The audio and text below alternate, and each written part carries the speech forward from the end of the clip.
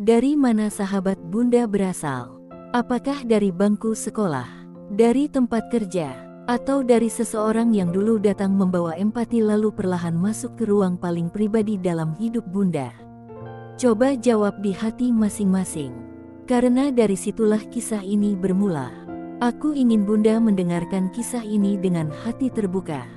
Bukan untuk menghakimi, bukan untuk menyalahkan, tapi untuk menyadari bahwa luka seringkali datang bukan dari orang yang kita jauhi, melainkan dari orang yang kita peluk. Aku adalah seorang istri yang dulu merasa hidupku lengkap. Tidak mewah, tidak sempurna, tapi cukup. Aku bangun pagi menyiapkan rumah, menunggu suami pulang dengan cerita sederhana, tertawa di meja makan, berdoa sebelum tidur. Aku percaya pernikahan bukan tentang bahagia setiap hari, tapi tentang bertahan bersama dalam hari-hari yang melelahkan. Dan aku merasa sudah melakukan itu. Aku berusaha menjadi istri yang sabar, yang mengalah saat lelah, yang memaafkan saat kecewa, yang percaya bahwa cinta akan tumbuh selama kita mau menjaga. Di tengah semua itu, aku punya sahabat. Dia bukan saudara kandungku, tapi rasanya lebih dekat dari keluarga. Dia tahu kisah hidupku. Dia tahu bagaimana aku menangis diam-diam di kamar mandi. Dia tahu bagaimana aku merasa tidak cukup sebagai istri. Dan aku percaya padanya sepenuhnya. Aku mengenalnya di saat aku sedang rapuh. Dia datang dengan kalimat yang terdengar tulus. Aku ada untukmu. Kamu kuat. Kamu perempuan hebat. Kalimat-kalimat sederhana yang membuatku merasa dimengerti. Pelan-pelan, aku mulai menceritakan semuanya. Tentang suamiku, tentang pertengkaran kecil, tentang kekecewaan yang kupendam, tentang harapanku yang tidak selalu terwujud. Dia mendengarkan dengan penuh perhatian, menatap mataku, mengangguk, kadang ikut menangis, kadang memelukku sambil berkata aku pantas bahagia. Aku tidak pernah menyangka bahwa semua ceritaku itu bukan sedang disimpan, tapi sedang dipelajari. Hari-hariku berjalan seperti biasa. Aku masih memasak, masih membersihkan rumah, masih menunggu suami pulang, masih percaya bahwa kami hanya sedang melalui fase sulit. Suamiku pun tidak berubah di mataku.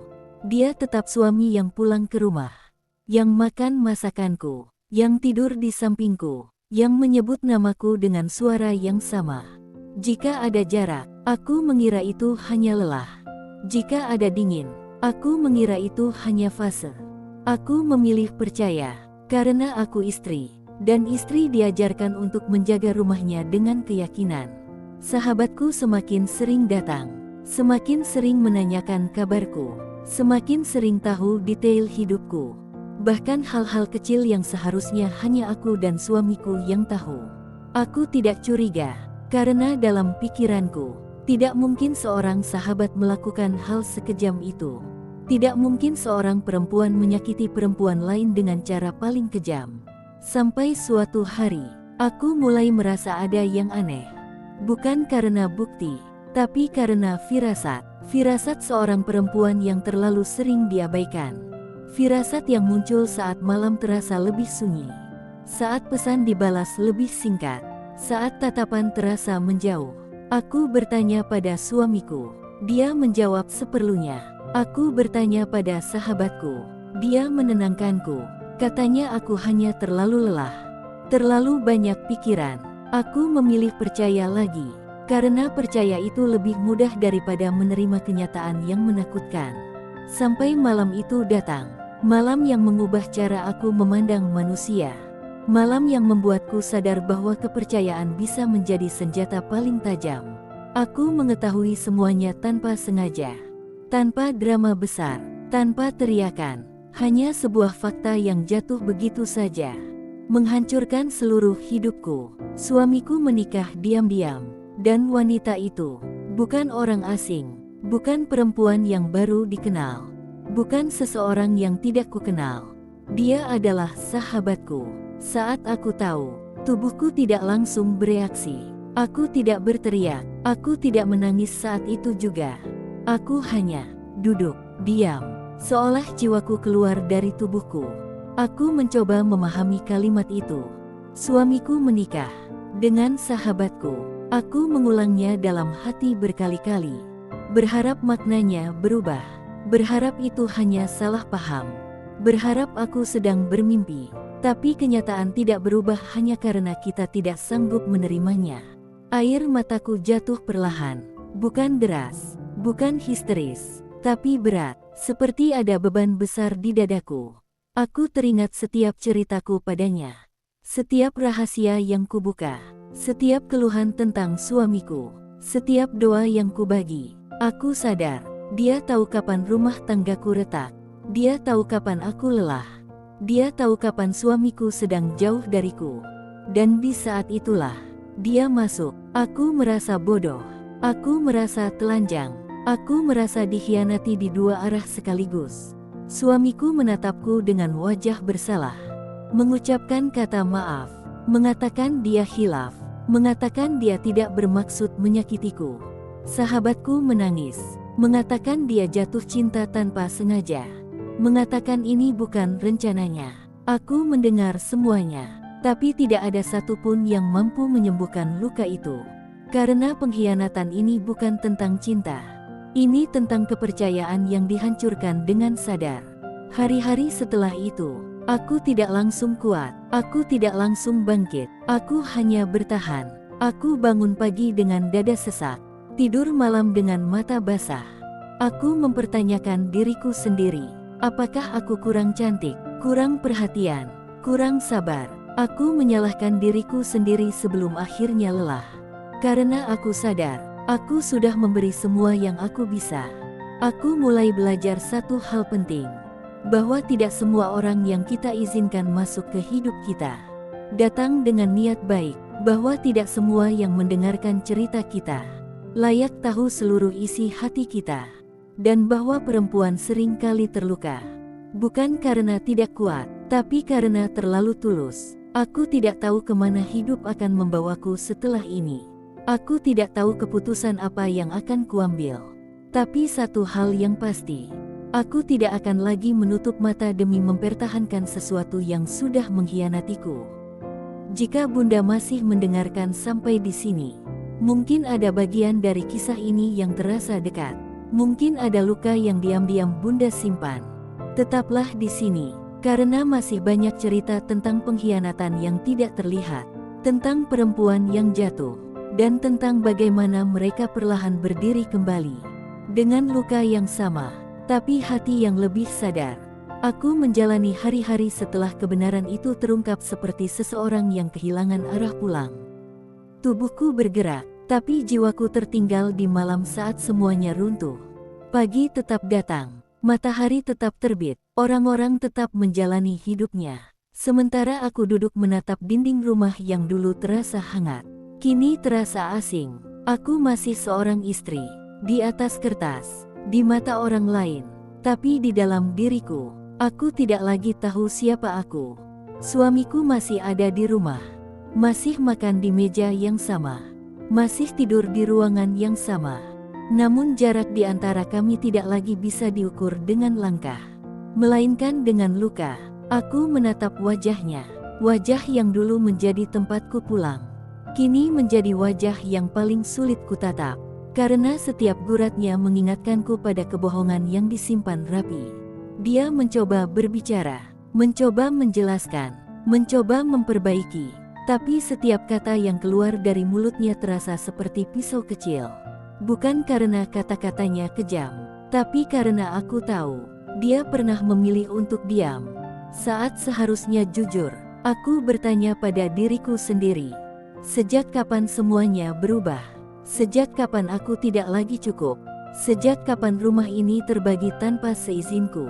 Tidak ada jawaban yang datang. Yang ada hanya kenangan. Kenangan kecil yang kini terasa ganjil. Aku teringat saat sahabatku datang membawa makanan. Katanya untukku yang sedang lelah. Aku teringat saat dia duduk di ruang tamu, berbicara dengan suamiku, tertawa, ringan, tanpa beban. Aku teringat bagaimana aku mempercayainya. Bagaimana aku membiarkannya masuk ke hidupku tanpa pagar.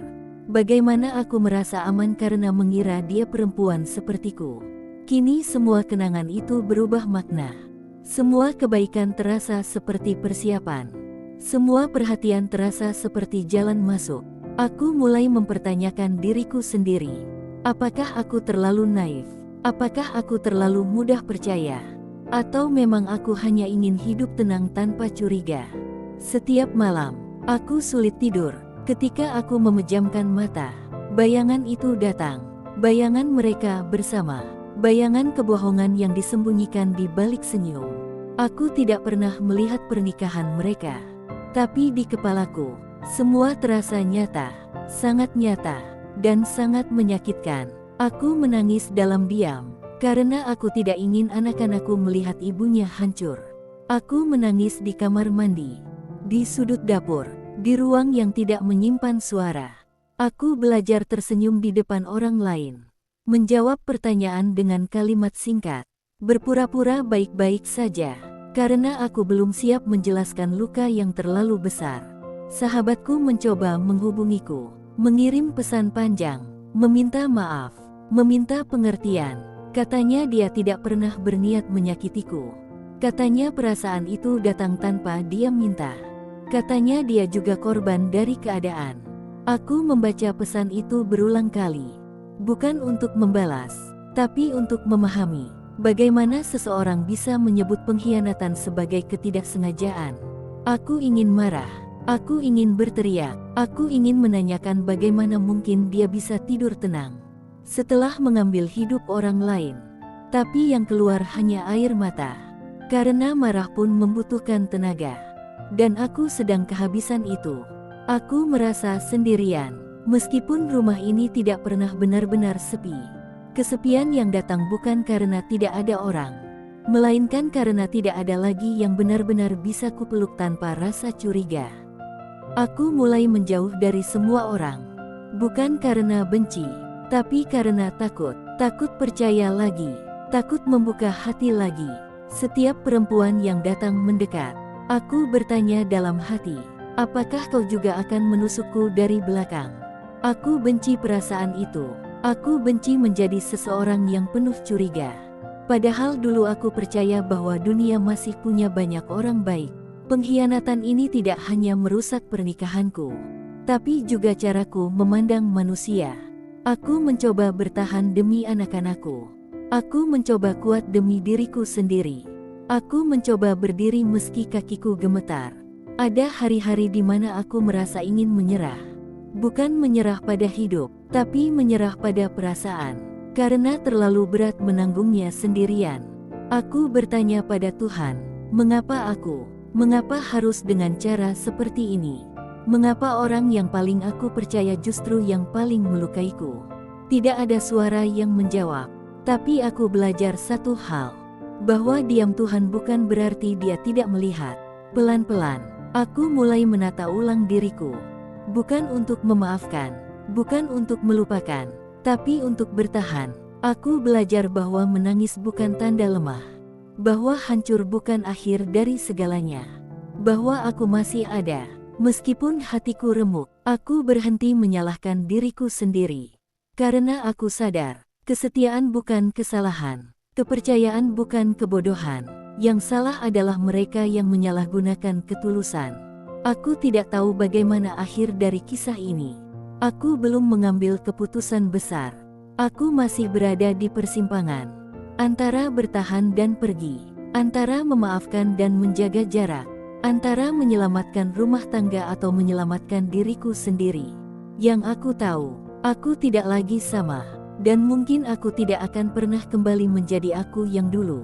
Tapi mungkin aku akan menjadi versi diriku yang lebih sadar, lebih kuat, lebih berhati-hati. Jika Bunda pernah berada di titik seperti ini, di titik di mana hati terasa penuh tapi kosong, di titik di mana hidup terasa berjalan tanpa arah, percayalah, Bunda tidak sendirian. Masih ada bagian dari kisah ini, bagian tentang keputusan, tentang keberanian, tentang bagaimana seorang perempuan memilih dirinya sendiri setelah terlalu lama memilih orang lain. Aku sampai pada satu titik di mana aku lelah bertanya, bukan karena jawabannya sudah kutemukan, tapi karena hatiku sudah terlalu penuh untuk menampung rasa sakit yang sama. Ada pagi ketika aku bangun dan tidak lagi menangis. Bukan karena lukaku sembuh, melainkan karena air mataku sudah habis. Aku menatap cermin dan melihat wajah seorang perempuan yang asing. Matanya sembab, tatapannya kosong, tapi ada sesuatu yang perlahan tumbuh di sana. Kesadaran. Aku mulai bertanya dengan cara yang berbeda. Bukan lagi mengapa mereka melakukan ini padaku, tapi apa yang harus kulakukan dengan hidupku setelah ini. Pertanyaan itu tidak langsung memberi jawaban, tapi memberiku arah. Aku menyadari satu hal, aku telah terlalu lama hidup dengan mengalah. Mengalah demi rumah tangga, mengalah demi terlihat kuat, mengalah demi menjaga perasaan orang lain, sampai lupa menjaga diriku sendiri. Aku diajarkan bahwa perempuan baik adalah perempuan yang sabar, yang diam ketika sakit, yang bertahan meski dilukai, yang memaafkan meski dihancurkan, dan aku menjalani itu dengan patuh. Tapi tidak ada yang pernah mengajarkanku bahwa perempuan juga boleh memilih dirinya sendiri, bahwa menjaga diri bukanlah dosa, bahwa pergi bukan selalu berarti kalah. Aku duduk sendirian di ruang yang dulu penuh tawa. Aku mengingat semua pengorbananku, semua waktu yang kuberikan, semua kesempatan yang kupercaya. Aku tidak menyesal pernah mencintai. Aku tidak menyesal pernah setia. Karena ketulusan tidak pernah salah. Yang salah adalah mereka yang menginjaknya. Suamiku kembali berbicara padaku, dengan suara lebih pelan, dengan janji yang terdengar lebih serius. Dia berkata ingin memperbaiki. Dia berkata ingin berubah. Dia berkata masih mencintaiku. Aku mendengarkan, karena aku menghargai masa lalu kami. Aku menghargai tahun-tahun yang pernah kami bangun bersama. Tapi kali ini, aku mendengarkan dengan hati yang berbeda. Aku tidak lagi langsung percaya. Bukan karena aku kejam, tapi karena aku sudah belajar. Aku bertanya tentang tanggung jawab, tentang kejujuran, tentang batas, tentang harga diriku sebagai seorang istri. Bukan dengan teriakan, tapi dengan ketegasan yang selama ini tidak pernah kupunya. Untuk pertama kalinya, aku melihat dia terdiam, bukan karena marah, tapi karena mungkin baru menyadari bahwa aku bukan lagi perempuan yang bisa dibohongi dengan kata-kata. Aku juga memilih menjauh dari sahabat yang dulu kupanggil keluarga. Bukan dengan balas dendam, bukan dengan kebencian, tapi dengan jarak, karena tidak semua luka harus dibalas. Sebagian cukup dijauhkan agar tidak berdarah lagi. Aku belajar memaafkan, bukan untuk mereka, tapi untuk diriku sendiri, agar aku tidak membawa racun ini selamanya. Memaafkan bukan berarti menerima kembali. Memaafkan bukan berarti melupakan. Memaafkan adalah berhenti membiarkan luka mengendalikan hidupku. Hari-hariku mulai diisi dengan hal-hal kecil. Menikmati secangkir teh tanpa tergesa. Berjalan pagi tanpa tujuan. Menangis tanpa rasa malu. Tertawa tanpa rasa bersalah. Aku mulai mengenal diriku lagi. Perempuan yang dulu hilang di balik peran istri. Perempuan yang lupa bahwa dia juga manusia. Dengan batas, dengan kebutuhan, dengan mimpi.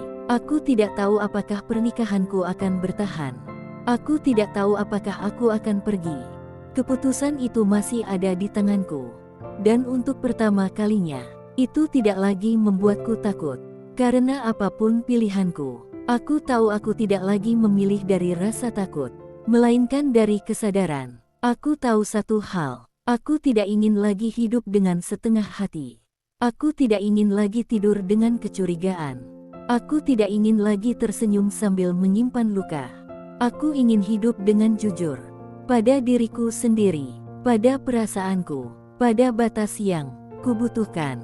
Jika aku bertahan, itu karena aku melihat perubahan nyata, bukan karena takut sendiri. Jika aku pergi, itu karena aku ingin menyelamatkan diriku, bukan karena kalah. Aku ingin Bunda yang mendengarkan kisah ini tahu bahwa luka tidak menentukan nilai diri kita, bahwa dikhianati tidak membuat kita hina, bahwa ditinggalkan tidak menghapus harga diri. Kita bukan perempuan gagal hanya karena gagal mempertahankan pernikahan. Kita bukan perempuan lemah hanya karena memilih pergi. Dan kita bukan perempuan jahat hanya karena berhenti mengalah. Setiap perempuan punya batas, dan saat batas itu dilewati, berhenti adalah bentuk keberanian. Jika Bunda sedang berada di titik ini, di titik di mana hati terasa berat, di titik di mana pilihan terasa menyakitkan, ingatlah satu hal, Bunda berhak bahagia, Bunda berhak dihargai, Bunda berhak dicintai dengan jujur. Dan jika orang-orang yang seharusnya menjaga justru melukai, itu bukan karena Bunda kurang, tapi karena mereka gagal menjaga. Aku tidak tahu bagaimana kisah hidup Bunda, tapi aku tahu, tidak ada perempuan yang pantas dikhianati, tidak ada sahabat yang pantas merebut, dan tidak ada cinta yang pantas dibangun di atas air mata orang lain. Aku menutup kisah ini dengan satu doa, untuk diriku, dan mungkin untuk Bunda juga. Semoga kita diberi kekuatan, bukan untuk bertahan dalam luka, tapi untuk memilih hidup yang lebih jujur. Semoga kita diberi keberanian, bukan untuk membalas, tapi untuk melangkah. Dan semoga suatu hari nanti, saat kita menoleh ke belakang, kita tidak lagi menangis, melainkan tersenyum, karena kita pernah jatuh, tapi memilih bangkit dengan hati yang lebih utuh dan jiwa yang lebih sadar.